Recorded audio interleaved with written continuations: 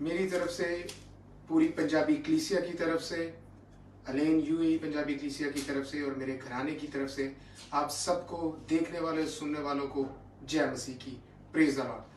आज बड़ा खुशी का दिन है हमारी जिंदगियों में कि आज पाम संडे है और पाम संडे में हम देखते हैं कि हम अपने निजात दहिंदा को, हमारे मसीहा को, जिसकी पेशन गोइयां अज़लों से की गई हैं, उसकी आमद है यरूशलेम शहर के अंदर। आज हम उसको देखेंगे कि वो जश्न क्या है और वो जश्न इस हवाले से भी है कि क्या हम उस जश्न में शामिल होने के लिए तैयार हैं। एक जश्न वो था जो काफी 2000 साल पहले, 2022 साल पहले हुआ, और एक जश्न वो है जो आने वाला है। क्या आज हम देखेंगे कि क्या हम इसके हकदार हैं कि हम उस जश्न में शामिल हो सके। तो आइए हम देखते हैं कि वो जश्न क्या था और फिर हम उस पहलू को भी देखते हैं कि आने वाला जश्न क्या है, आने वाला इस्तकबालिया क्या है। हम देखते हैं, अगर हम उस दौर में चले जाएं यरूशलेम में, और हम देखते हैं कि हम मसीह को एक गधे के बच्चे पे, जवान गधे पे बैठा देखते हैं, और हम देखते हैं कि लोग वहां पर खजूर की डालियां बिछा रहे हैं, कपड़े बिछा रहे हैं, होसना के नारे लगा रहे हैं, यीशु का इस्तकबाल कर रहे हैं कि निजात दहिंदा आ रहा है, छुड़ाने वाला आ रहा है, हमारा निजात दहिंदा आ रहा है। यीशु का वेलकम होता है।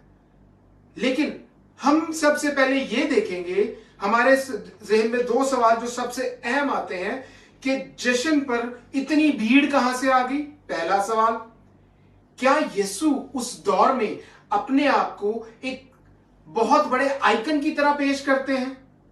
हम पहले इन दो सवालों पर से पर्दा उठाएंगे। सबसे पहली बात कि इतनी भीड़ वहां पर कैसे मौजूद थी। इतनी भीड़ वहां पर इसलिए मौजूद थी कि उस वक्त ईद फसा और ईद फतीर का वक्त आने वाला था, और तमाम दुनिया से यहूदी लोग इकट्ठे होकर यरूशलेम में आए ताकि वो उस ईद को मना सके। अब पहला सवाल, ये ईद फसा है क्या, जिसको हम इंग्लिश में पास ओवर कहते हैं। पास ओवर मतलब कि जब इसराइली मिस्र में गुलामाना जिंदगी गुजार रहे थे, और जब आखिरी आफत आती है, जब फरिश्ता खुदा का जाता है और तमाम पिलौठे इसराइल के खत्म कर देता है, तो इसराइलियों को कुछ नहीं होता। उसको पास ओवर के नाम से हम जानते हैं। ईद फसा वो आने वाली थी। अब ये ईद फसा होती कब है? इसराइली कैलेंडर के मुताबिक उनका जो पहला महीना है उसमें ये आती है, और वो निस्यान का महीना है, और उसकी 14 तारीख को ही आता है। अब कलाम मुकद्दस में से हम देखते हैं कि इसका हुक्म कहां पे मनाने का। खुदा ने हुक्म दिया कि नस्ल दर नस्ल तुमने ये ईद मनानी है, और उसकी पुष्टि हमें मिलती है खरूज की किताब, कूच की किताब 12 बाब 11 से 14 आयत में, जहां पर खुदा खुद, यहोवा खुद इस बात का फैसला देते हैं कि इस ईद को मनाना है। 7 दिन तक बेखमीरी रोटी खानी है, और खुदा ने ये कानून दिया शरीयत में कि तुमने ये ईद मनानी है। उसकी तारीख कहां पर लिखी है? एहबार की किताब लेविया में 23 बाब 5 आयत में, पहला महीना 14 तारीख को ईद फसा है और 15 तारीख को ईद फतीर है। इसमें बकायदा लिखा हुआ है। मैंने हवाला जात आपको दे दी है, आप जरूर उन्हें पढ़ लीजिएगा, क्योंकि लिखा हुआ है अहबार 23 बाब 5 आयत में, लेविया में, कि पहले महीने की 14वीं तारीख को यह ईद मनाई जाए और 15वीं तारीख को खुदावंद के लिए ईद फतीर हो। ईद का वक्त चल रहा है, और तमाम दुनिया से यहूदी जो है वो इकट्ठे हुए हैं यरूशलेम में ताकि इस ईद को मना सके। और कुर्बानियां गुजरानी जाती थी पूरे 7 दिन तक, जब तक आखिरी शाम नहीं होती थी और काहिन हैकल के खड़ा होकर नरसिंगा नहीं फूंकता था, कुर्बानियां नहीं रोकी जाती थी। मगर इधर तो अजल से ज़िबा किया हुआ बर्रा आ रहा है, हमारा मालिक आ रहा है, हमारा यहोवा आ रहा है, हमारा बादशाह आ रहा है। तो पहला सवाल का जवाब हमें मिलता है कि इतनी भीड़ क्यों जमा थी। अब दूसरा सवाल जो हमारी नजर से गुजरता है वो ये आता है कि यीशु को ही क्यों किया गया, इस तरह से इस्तकबाल उसका क्यों किया गया कि उसको ममसू बादशाह कहा गया, उसको होसना के नारे लगाए गए और उसकी ताजीम की गई। ऐसा क्यों? हम देखते हैं यीशु तो कहते हैं उन्होंने कभी भी अपनी शोहरत नहीं मांगी थी। उन्होंने जिसको भी शिफा जिसने भी ली है उनसे, उसने यही कहा कि किसी को नहीं बताना। लेकिन जिसने भी जो भी गया उसने डंडोरा ही पीटा कि मुझे यीशु ने शिफा दी है। यीशु हमारा शिफा का मंबा है और हम शुक्रगुजार हैं इस बात के लिए। लेकिन मसीह ने कभी भी ये डिक्लेयर नहीं किया कि भाई तुम जाके शोर डालो, लोगों को बताओ कि ये शिफा मैंने दी है और मेरा नाम यीशु है। यीशु ने कभी ये बात नहीं की। मैं बड़े अफसोस से ये बात कहता हूं कि मैं बहुत सारे खादमीन को जानता हूं और मैं देखता भी हूं, सुनता भी हूं कि खादमीन अपना नाम लेते हैं। मुझे जी किसी ने शिफा दुआ के लिए कहा, मैंने दुआ की और उसका काम हो गया।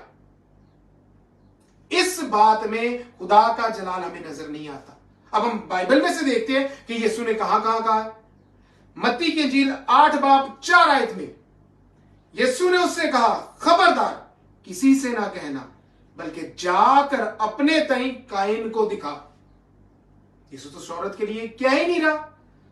लूका 8 बाब 56 आयत में सरदार की बेटी मर जाती है और यीशु कहते हैं कि वो सो रही है, मरी नहीं है।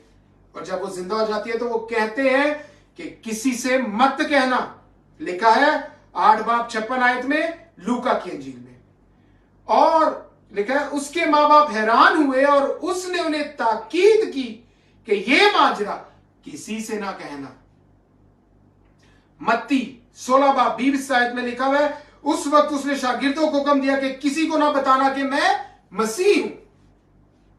मसीह तो अपने नाम का डंका नहीं बजवा रहे। वो खुदा भी है, वो इंसान भी है। हाइपोस्टेटिक फॉर्म है उनकी। बायक वक्त वो खुदा भी है, बायक वक्त वो कामिल इंसान भी है। वो कामिल खुदा, कामिल इंसान। और हम शुक्रगुजार हैं इस बात के लिए कि वो हमारे लिए आए। ईसाया की किताब में लिखा हुआ है कि मेरा सादिक खादम, यहोवा खुद कहते हैं यीशु के लिए कि वो मेरा सादिक खादम है, सच्चा खादम है।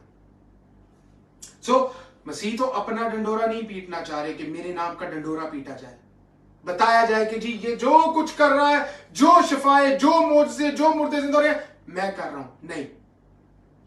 अब हम देखते हैं कि मसीह को ही क्यों इतनी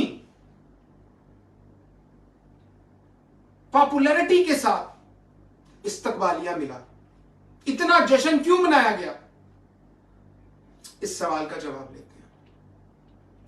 अगर हम थोड़ा सा पीछे चले जाएं ईद फसा से पहले, तो मसीह को एक शख्स ने अपने घर में दावत पर बुलाया और उस इलाका का नाम था बैतनिया। और बैतनिया जो है वो यरूशलेम से करीब है, दूर नहीं है।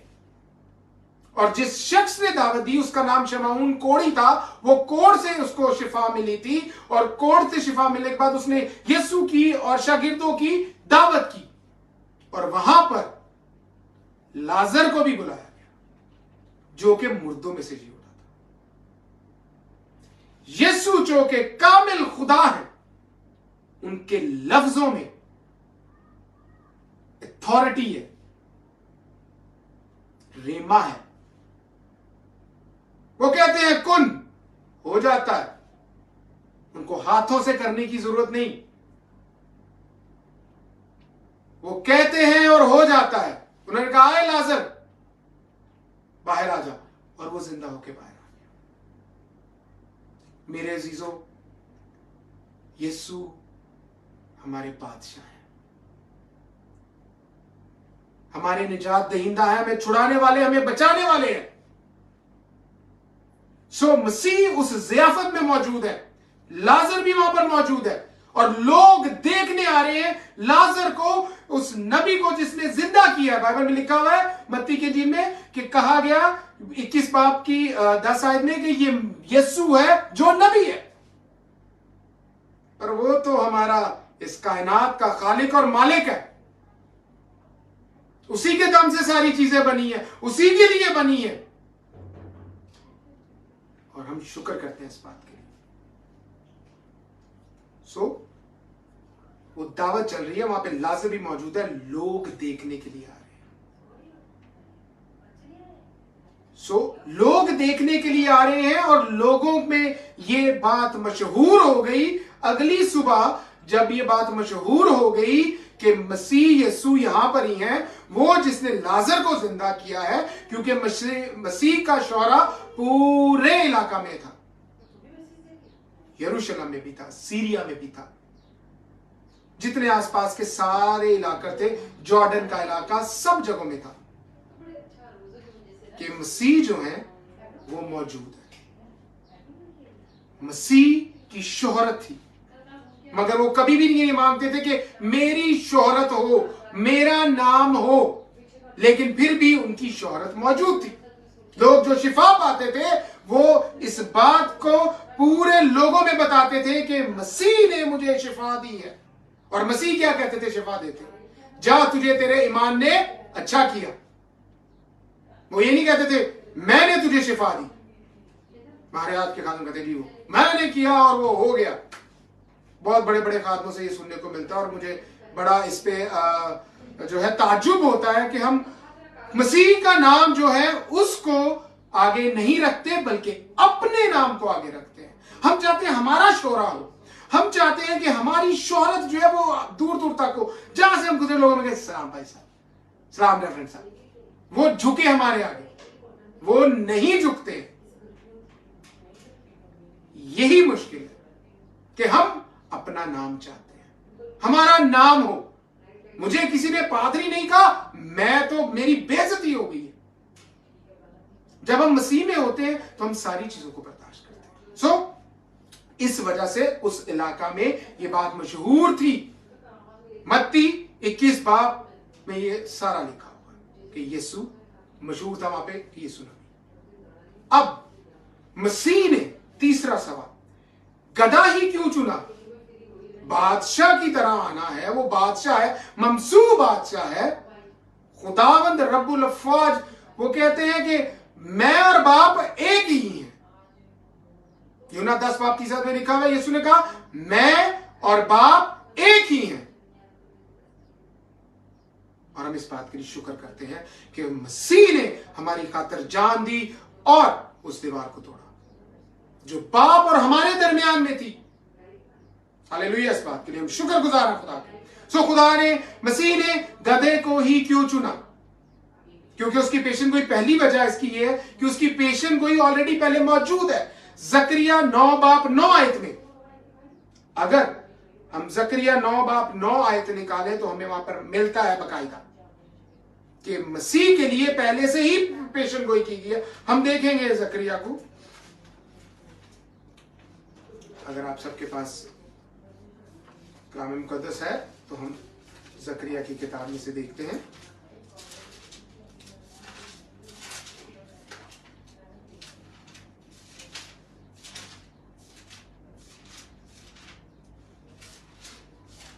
जकरिया की किताब 9 बाब 9 आयत में बाकायदा इस बात की पुष्टि की गई है। लिखा है, आए दुख्तर यरूशलेम खूब ललकार, क्योंकि देख तेरा बादशाह तेरे पास आता है।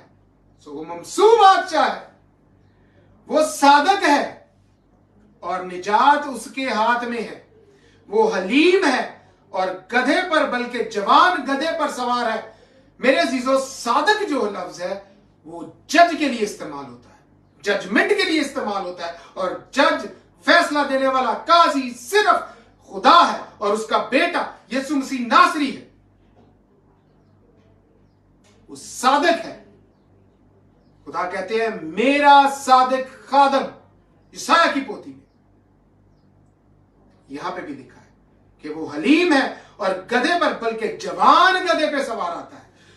पहली बात तो ये कि जवान गधे पर सवार आ रहे हैं यीशु, ओके। हमें एक पेशन गोई मिलती है, ओके ठीक है। बहुत साल, हजारों साल पहले एक पेशन गोई मौजूद थी, पेशन गोई हो गई, उसके मुताबिक वो गधा चुन गया। लेकिन पेशन गोई भी करते हुए जकरिया नबी ने रूह की हदायत से पेशन गोई की। अब वो पेशन गोई में गधा ही क्यों इस्तेमाल किया गया?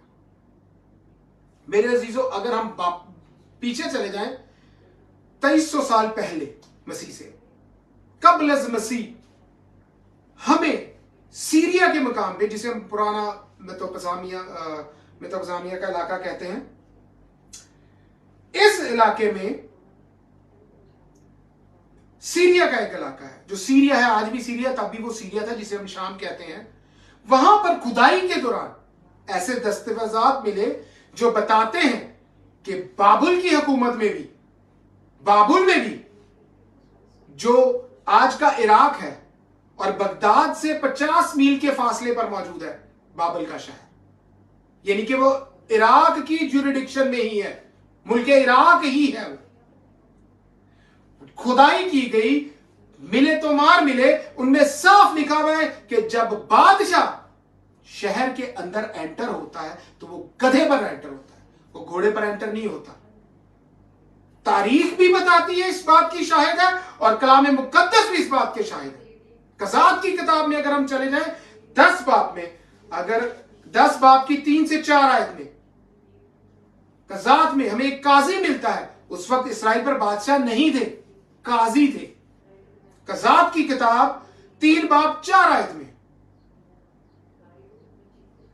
बुक ऑफ जजेस, वहां पर जल्लादी याहिर एक काजी था जो 20 बरस काजी रहा। उसके 30 बेटे थे और तीनों 30 के 30 बेटे गधों पर सवार होते थे, और 30 के 30 बेटों के नाम से शहर मौजूद है जलाद में। 30 के 30 लोग, उसके 30 के 30 बेटे, और वो गधों पे सवार होकर ही शहर में जाते थे। ये ट्रेडिशन था। गधा आजिज़ी को जाहिर करता है।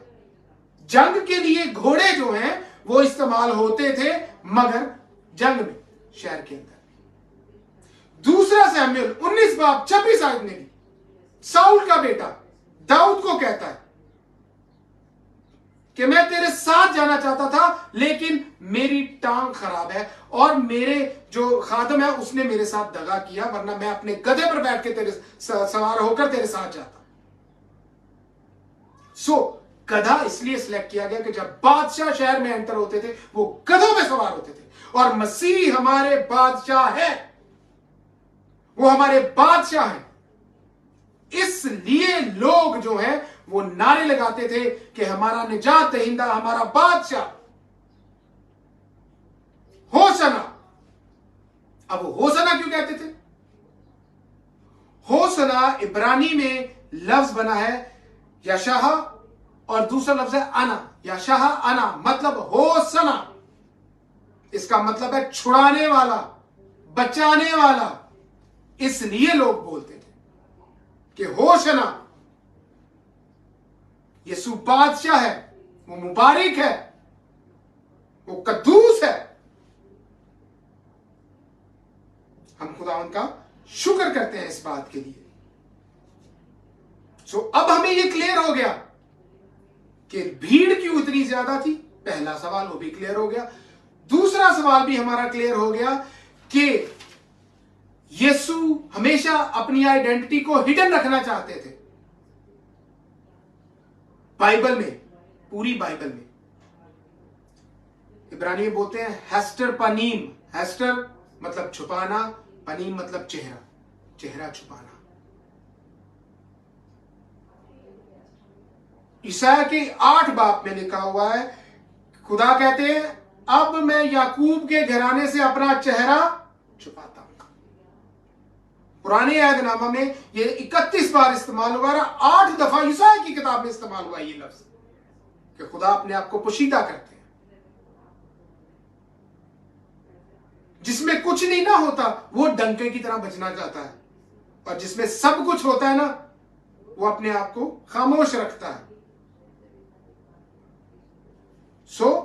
हम खुदावंत का शुक्र करते हैं कि खुदा हमसे इतना प्यार करता है कि उसने अपने इकलौते बेटे को हमारे लिए भेज दिया, ताकि जो कोई इस पर ईमान लाए हलाक ना हो बल्कि हमेशा की जिंदगी पाए। और हम शुक्रगुजार हैं इस बात के लिए कि खुदा हमसे प्यार करते हैं। अब हमें मालूम हो गया है कि खुदा यस्सु ने गधा क्यों चुना। पेशन गोई भी थी और ट्रेडिशन भी था कि बादशाह गधों पर सवार आते हैं। अब दूसरा एक बड़ा जबरदस्त पहलू यहां पर नजर आता है। लोग होशना के नारे मार रहे हैं। मत्ती की अंजील उसका 21 बाब अगर पहली से लेके हम 11 तक पढ़े तो हमें ये सारा वाकया वहां पर मिलता है। और वहां पर ऑलरेडी हमें इसकी बात की पुष्टि भी मिलती है जो जकरिया 9:9 में है कि लिखा है, चौथे बाब में लिखा है 21 की चौथे में, ये इसलिए हुआ कि जो नबी की मार्फत कहा गया था वो पूरा हो गया। सहून की बेटी से कहो, देखो तेरा बादशाह तेरे पास आता है। हालेलुया, तेरा बादशाह तेरे पास आता है, वो हलीम है और गधे पर सवार है, बल्कि लादू के बच्चे पर, जवान गधे पर सवार है। और लोग पुकारते हैं होशना, इब्ने दाऊद की होशना। 9 आयत में लिखा है, मुबारक है वो जो खुदावंत के नाम से आता है, आलमे बाला पर होशना, हमारा छुड़ाने वाला है। हम शुक्रगुजार हैं इस बात के लिए कि खुदा हमसे प्यार करते हैं। इसलिए ईसाया की किताब में कहा गया इम्मानुएल उसका नाम होगा।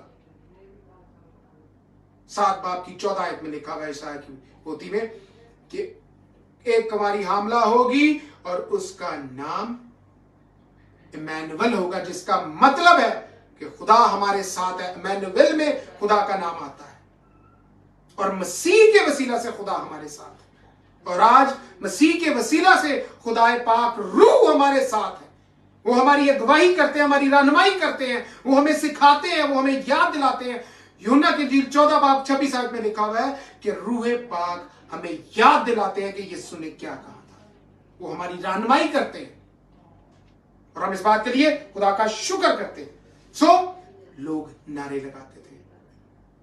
अगर हम लूका की अंजील में चले जाएं और उसके 19 बाब में 28 बाब से 40 आयत तक पढ़े तो वहां पे लिखा है कि फक्की और फरीसी मसीह के पास आकर कहते हैं कि अपने शागिर्दों को रोक, इन लोगों को रोके, इनको चुप करवाएं। मगर यहां पे हमारे मसीह का बड़ा प्यारा जवाब है, बड़ा खूबसूरत। वो बताता है कि वो क्रियोस है, वो यहोवा है, वो खुदा है। वो अपना इख्तियार बताते हैं। बड़ा खूबसूरत जवाब उन्होंने दिया। वो खूबसूरत जवाब क्या था जब फक्की फरीसियों ने कहा अगर ये खामोश हो जाएंगे तो ये पत्थर चला उठेंगे, क्योंकि मसीह खुदा है, यहोवा है।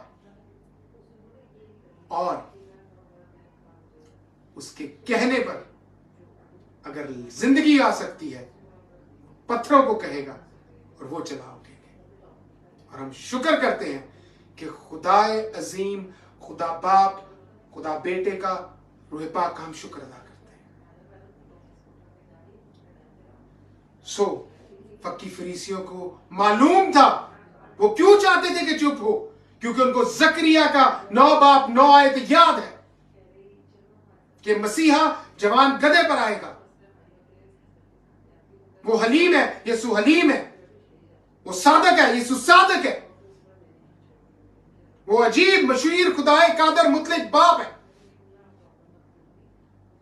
जब कुछ भी नहीं था वो मौजूद था। और हम इस बात के लिए खुदा उनका शुक्र करते हैं। हमें मालूम पड़ गया कि भीड़ क्यों थी, यीशु गधे पे क्यों आए, गधे के बच्चे पे क्यों आए, वो बादशाह थे। और ये जश्न चल रहा है, इस्तकबालिया चल रहा है। लोग खजूरों की डालियां रख रहे हैं, अपने कपड़े रख रहे हैं, उनके पास जो है वो रख रहे हैं ताकि बादशाह का इस्तकबाल किया जा सके। अब हमें यहां पे एक दो चीजें मिलती हैं। पहली चीज यहूदी कौम के लिए है। वो चीज क्या है? ईद फसा है, जब मौत का फरिश्ता उनको छोड़ देता है, बख्श देता है और चला जाता है, वो उसकी ईद मनाते हैं। मगर हम आज जितनी अक़वाम है इस्राएल के साथ मिलकर इसको मनाते हैं, इसलिए कि हमारी जगह निजात दहिंदा आया, जिसने हमारे गुनाहों का बोझ उठाया, जो हमारी खातिर मारा गया, कूटा गया, तजलील हुई, मौत कबूल की और जिंदा हुआ। और हमें अपने पाक लहू से खरीदा उसने। हमारे गुनाहों का भार उसने ले लिया, वो हमारी खातिर खादिम बना। ईसाया की पोथी में साफ लिखा है कि मैं तुम्हारे गुनाहों की वजह से, तुम्हारी खताओं की वजह से खादिम बना, और उसने अजियत उठाई हमारे लिए। मौत की कुंजियां जो इब्लीस के पास थी, वो ले ली। और हर चीज जो पेशेन गोई पहले हो चुकी है, वो सब पूरी हो रही। सो हमारे लिए भी ये खुशी का मौका है। पहले सिर्फ ये इस्राएल के पास था, अब ये दुनिया की सारी कौमों के पास है। आज हम खुशी मनाते हैं। अब यहूदी क्या सोचते थे? यहूदी सोचते थे कि ये बादशाह आया है, ये मंसूब बादशाह है, और ये आकर हमें रोमी हुकूमत से निजात दे देगा। हम रोमी हुकूमत की गुलामी से निकल जाएंगे और इस्राएल का अपना निजाम होगा, वही निजाम जो सैमुएल ने साउल को दिया। उन्होंने ये सोचा, उनके जहनों में ये बात थी। उनको इस बात का अंदाजा नहीं था कि खुदा खुद उनके दरमियान मौजूद है। अपने वादा के मुताबिक वो खुद मौजूद है, वो मसीहा खुद मौजूद है। मसीह ने खुद मना किया अपने शागिर्दों को कि किसी से ना कहना कि मैं मसीह। आफरीन है कि इतनी कुदरत होते हुए कामिल इंसान हुआ वो। मसीह ने खुद ऐलानिया किया, यूहन्ना 11 बाब में, कि पहला पत्थर वो मारे जिसने गुनाह नहीं किया। और मसीह ऐलानिया कहते हैं, कौन है जो मुझ में गुनाह साबित करेगा?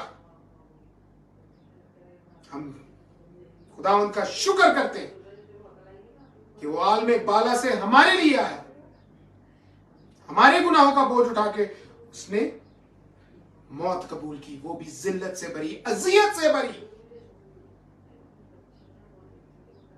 लूका 18 बाब 31 से 44 में लिखा है कि वो गैर कौमों के हवाला किया जाएगा और लोग उसे ठट्ठों में उड़ाएंगे, बेइज्जत करेंगे और उस पर थूकेंगे और उसे कोड़े मारेंगे।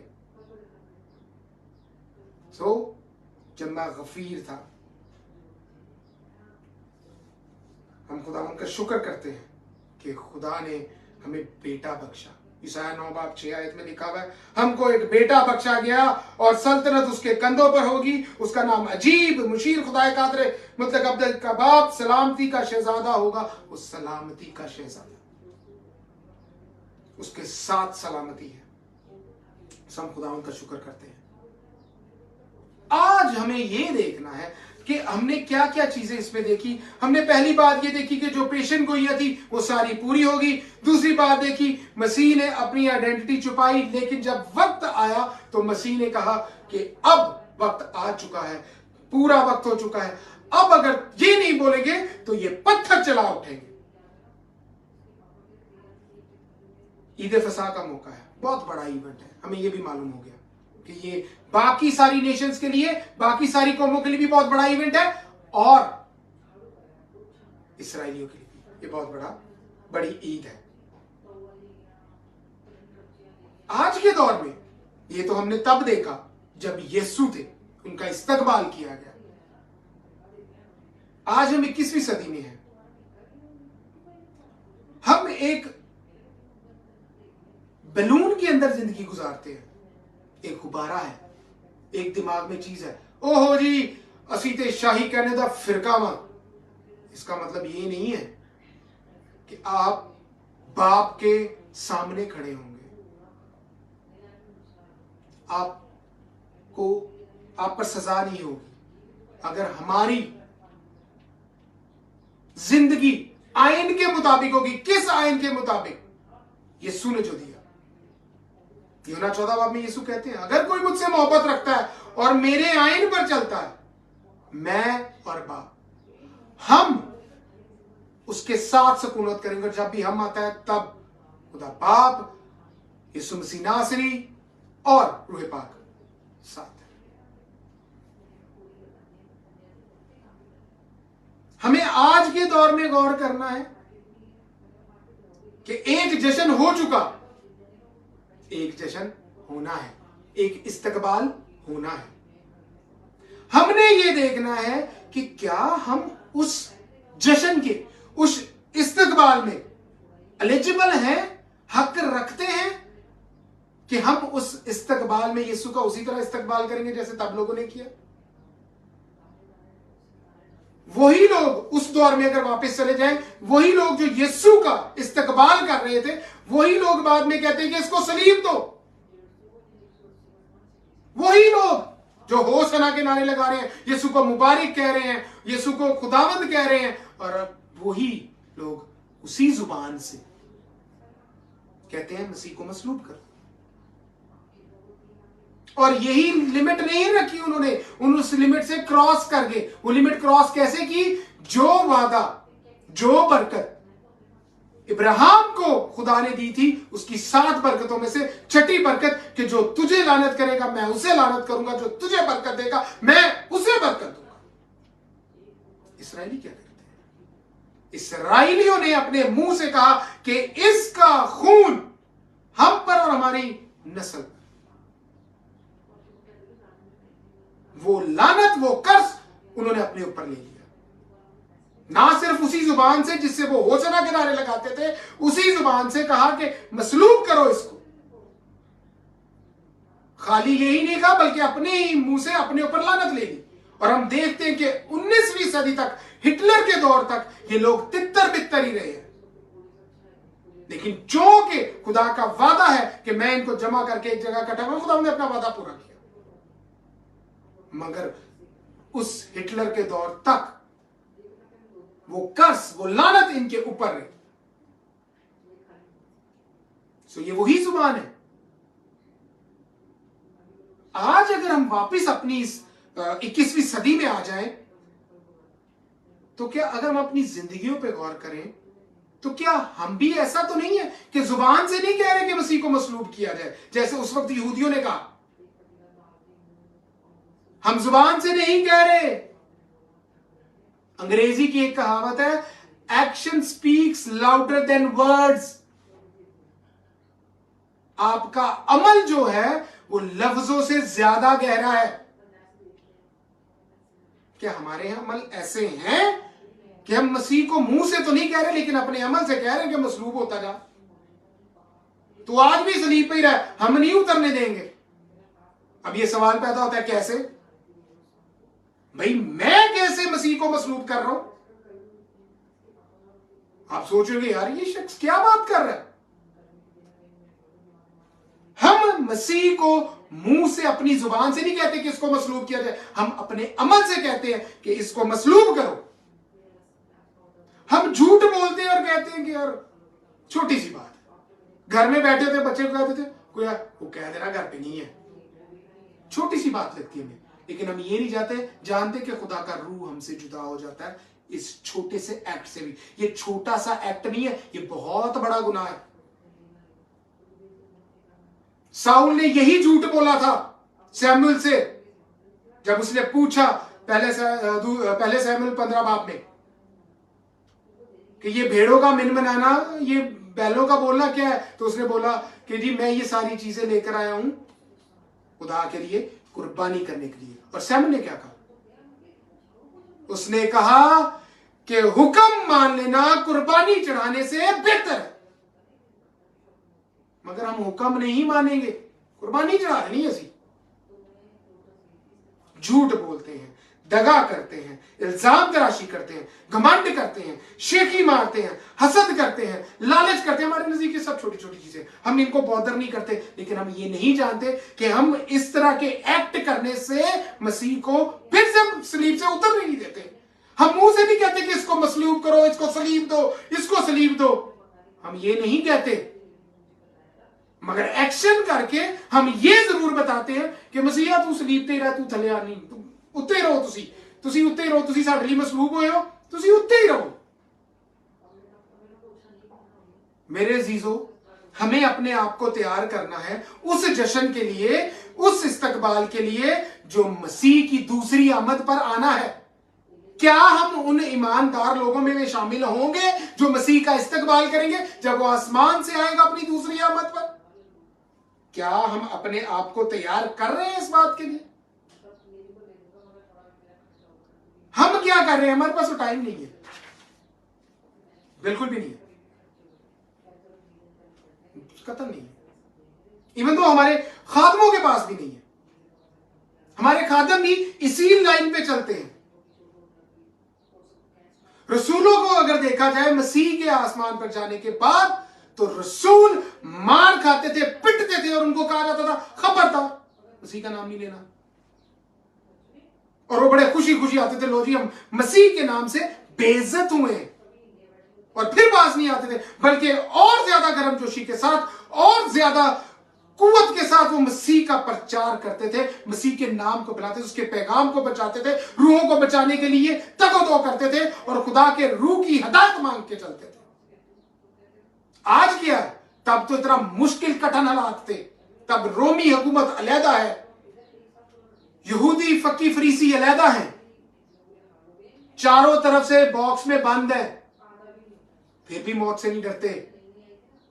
मसीह के नाम पर बेइज्जत होने पे, मार खाने पे खुश होते हैं। पौलुस एक बार संसार हुआ, मुतअद्दिद बार कोड़े खाए, बैंत खाए, सर्दी में नंगापन में रहा, अपने ही भाइयों में झूठे लोगों ने उसको बहुत जलील किया। वो खुद लिखता है अपने खतों में, समंदर में तख्ते में रहा, एक दिन पानी में मौत के साथ झूलता रहा, और वो कहता है जीना मेरे लिए मसीह और मरना नफा है। सो मेरे अजीजों, हमें अपने आप को तैयार करना है। वो हम तो सिंपल सी चीज नहीं कर सकते, माफी नहीं दे सकते किसी को। नहीं जी नहीं, मेरी बेइज्जती कर दी थी, मैं माफी नहीं दांगा। मसीह को पर थूका गया, उसको कोड़े मारे गए, उसकी दाढ़ी नोची गई, उसको क्या क्या लफ्ज नहीं कहे गए, और वो सलीब पर है, मौत सामने है, और फिर भी कहता है बाप इनको मुआफ कर, ये नहीं जानते कि ये क्या करते हैं। सानू के कह देना जनाब अदनान साहब का बड़ा अच्छा लगा, लेकिन जिधर कहा ना अदनान साहब का पारा हाई हो जाना है, मैनू इन्हें साहब ला के क्यों नहीं गल की थी, सर क्यों नहीं किया, मेरी बेइज्जती कर दी थी। क्या मसीह हमें यह कहता है? क्या मसीह ने यह हुक्म दिए थे? क्या खुदा का रूह हमें यह सिखाता है? खुदा का रूह हमें मोहब्बत करना नहीं सिखाता, वो हमें मोहब्बत करना सिखाता है, वो हमें झूठ बोलना नहीं सिखाता, वो हमें दगा देना नहीं सिखाता, वो हमें लालच करना नहीं सिखाता, वो हमें हसद करना नहीं सिखाता। मगर हमारे लिए नॉर्मल चीजें। मेरे अजीजों, हमें अपनी जिंदगी पर गौर करना है। यूना की इंजील 14 बाब उसकी 23 आयत में मसीह ने हमें हल भी बताया है कि अगर हम इन सारी चीजों पर अपनी जिंदगी में उसके इस्तकबाल करना चाहते हैं, उस जश्न में जो आसमान पर होना है उसमें शामिल होना चाहते हैं, तो हमें क्या करना है? दाऊद कहता है 119 ज़बूर में, मैंने तेरे कलाम को अपने दिल में रख लिया है। वो कहता है तेरे कलाम को दिल में रख लिया। हमारे पास तो बाइबल पढ़ने का वक्त ही नहीं है। हमारे पास टिकटॉक के लिए बहुत वक्त है, इंस्टाग्राम के लिए, स्नैपचैट के लिए, नेटफ्लिक्स के लिए, अमेज़न प्राइम के लिए बहुत वक्त है, फेसबुक के लिए बहुत वक्त है, यूट्यूब के लिए भी बहुत वक्त है, मगर इस कलाम के लिए हमारे पास वक्त नहीं है। यह हकीकत है। मैं माजरत के साथ ये बात करता हूं, यह हकीकत है।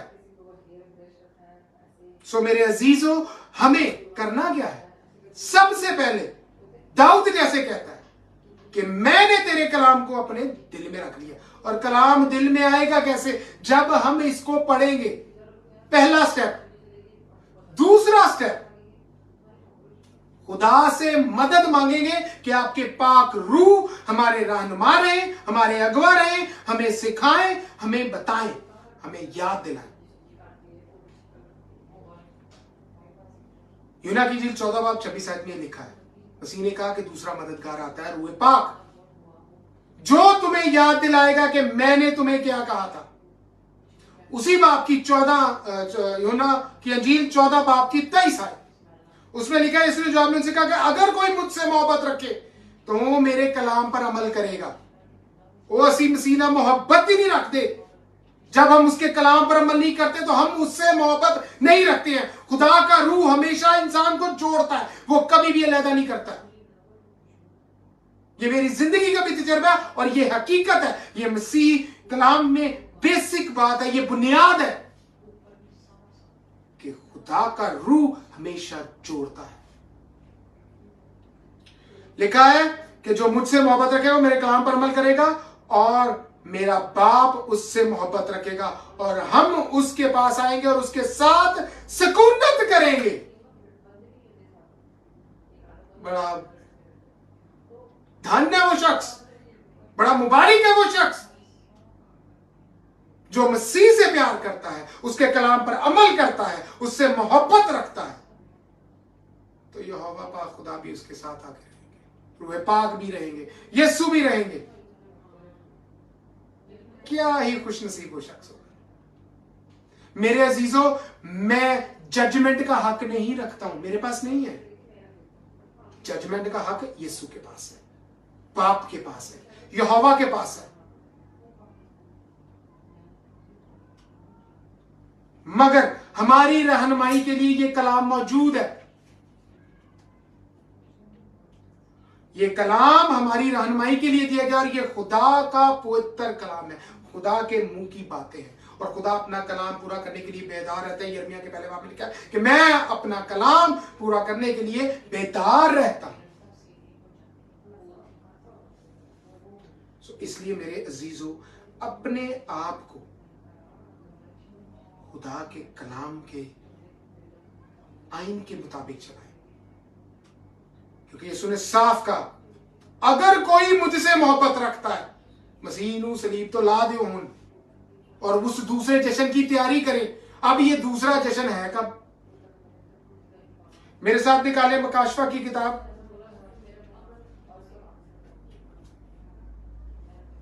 मकाशफा की किताब, उसका 7 बाब और उसकी 9 आयत मैं पढ़ देता हूं। लिखा है, इन बातों के बाद जो मैंने निगाह की तो क्या देखता हूं कि हर एक कबीला, हर एक कौम और कबीला और उम्मत और अहले जुबान की एक ऐसी बड़ी भीड़, तब भी भीड़ ही थी जब यीशु को यरूशलेम में जा रहे थे, तब भी एक बड़ी भीड़ थी जब मैं गफीर था, जो होशाना के नारे लगाते थे। और जब दूसरी आमद होगी तब भी यही भीड़ है। लिखा है, ऐसी भीड़ जिसे कोई शुमार नहीं कर सकता, सफेद जामे पहने और खजूर की डालियां अपने हाथों में लिए हुए तख्त और बर्रा के आगे खड़ी हैं। मेरे अजीजों, आज के कलाम का मकसद ही यही है कि क्या हम एलिजिबल हैं कि वो जब आएगा अपनी दूसरी आमद में हम उसका इस्तकबाल कर सकें? क्या हम एलिजिबल हैं कि हम उस जश्न में शामिल हो सकें जब हम बाप के सामने मौजूद होंगे और बर्रा भी वहीं होगा? क्या हम एलिजिबल हैं? क्या हम उस दौड़ को पूरा करने के लिए तैयार हैं? हम मेहनत कर रहे हैं? क्या हम इब्लीस का मुकाबला करने के लिए खुदा से मिन्नत कर रहे हैं कि आपके पाक रूह हमारे साथ रहे, वो डिवेल रहे हम में, हमारी रहनुमाई करें, हमें सिखाएं? आज के दौर के लोग और खादम यही समझते हैं कि हमें सब कुछ आता है। मेरे अजीजों, ये एक समंदर है। पौलुस कहता है कि भेदों की कसरत की वजह से इब्लीस का एक कासिद मुझे चबोता है, मुझे चबोता है, मुक्के मारता है। और मैंने मसीह से इसकी कंप्लेन भी की है 3 बार, और मसीह ने क्या कहा? मेरा फजल ही तेरे लिए काफी है। मेरे जीजो स्पिरिचुअल प्राइड लाजमी आ जाता है। प्राइड एक ऐसी चीज है जो खुदा को पसंद नहीं है। और घमंडी लोगों को मसीह ने खुद कहा है कि ये इब्लीस के फर्जंद है। जो खुदा के फर्जंद है, खुदा के बेटे बेटियां, उनमें आजिज़ी होगी, उनमें मोहब्बत होगी, वो रहम दिल होंगे, क्योंकि खुदा कहर करने में धीमा, शफकत और रास्ती में गनी खुदा है। मेरे अजीजों, हमारा खुदा मोहब्बत से भरा है। सो अपने आप को तैयार करें उस जश्न के लिए जो आसमान पर होगा। हम बाप के सामने होंगे, वहां पे बर्रा भी होगा, हमारा वकील, हमारा बादशाह, जिसने हमें अपने खून से खरीदा है, अपने खून से छुपाता है। वो हमें, उसने अपने लहू में, पाक लहू में छुपा के हमें महफूज किया है। मरना तो हम कब के खत्म हो जाते। सो मैं उम्मीद करता हूं कि हम लोग अपनी जिंदगियों में इस कलाम को इंप्लीमेंट करेंगे, क्योंकि मसीह ने कहा कि जो मुझसे मोहब्बत रखता है वो मेरे कलाम पर अमल करेगा। मसीह के कलाम पर अगर आप अमल नहीं करेंगे तो इसका मतलब है कि आपको मसीह से मोहब्बत नहीं है। सो मैं उम्मीद करता हूं कि हम कलाम मुकद्दस में बढ़ेंगे, हम कलाम मुकद्दस को सीखेंगे, खुदा के रूह की हिदायत मांगेंगे, क्योंकि यूहन्ना 14:26 में कहा, लेकिन मददगार यानी रूहुल कुद्दस जिसे बाप मेरे नाम से भेजेगा। रूह पाक भी यीशु के बगैर नहीं है, यीशु के बगैर तो कुछ भी मुमकिन नहीं है, मगर बाप मेरे नाम से भेजेगा, वही तुम्हें सब बातें सिखाएगा और जो कुछ मैंने तुमसे कहा वो सब तुम्हें याद दिलाएगा। और अगर तुम ऐसा करोगे तो उसके लिए इनाम क्या है? मुकाशफा 7:9 में कि हम कहां खड़े होंगे? खजूर की डालियां अपने हाथों में लिए तख्त के सामने बर्रा के आगे खड़े होंगे। तख्त के सामने बर्रा के आगे हम दो सना करेंगे, उसकी शुक्रगुजारी करेंगे, ताजीम गाएंगे, उसकी तारीफ करेंगे। और हमारे लिए यह सबसे खूबसूरत बात होगी। मैं उम्मीद करता हूं, मैं आपको जिंदगी का एक चैलेंज देता हूं कि अपने आप को तैयार करें उस जश्न के लिए। वो जश्न जो हो गया, यीशु ने हमारी खातिर सब कुछ कर दिया, उसने वो पेशन गोइयां भी पूरी कर दी। आज हमें उसके उस जश्न के लिए तैयारी करनी है जो असली है, अबदी है। हमें उसकी तैयारी करनी है।